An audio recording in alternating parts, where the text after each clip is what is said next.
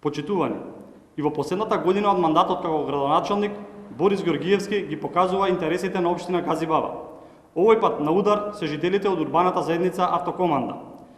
Повод за нашата реакција преку оваа пресконференција е новиот предлог детален урбанистички план кој се однесува на населба Автокоманда. Од досега презентираното, овој детален урбанистички план е одговор на потребите на одредени бизнис и партиски мокници, но никако не ги задоволува потребите на жителите на оваа населба. Политиката на СДСМ за бетонизација на град Скопје е само пресликана во наведениот детален урбанистички план. Со него се предвидува многу висококатници и бетонски градби со кои ќе се намали протокот на воздух и дополнително ќе се отежни сообраќајот во оваа населба. Борис Георгиевски во новиот предлог детален урбанистички план ги лишува децата од детски катчиња, пензионерите и жителите од нови паркови и зелени површини.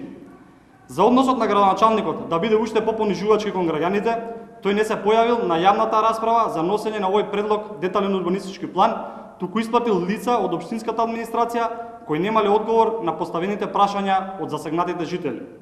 Нивниот револт е оправдан и тие секојдневно ни се обраќаат нас и на советниците од советничката група на ВМРО ДПМН и коалицијата.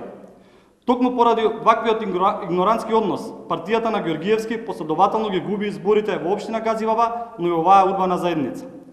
Ги повикуваме жителите на Автокоманда да го разгледат новиот детален урбанистички план кој е објавен во просториите на урбаната заедница Автокоманда и да ги достават своите забелешки најдосна до 14 октомври 2020 година.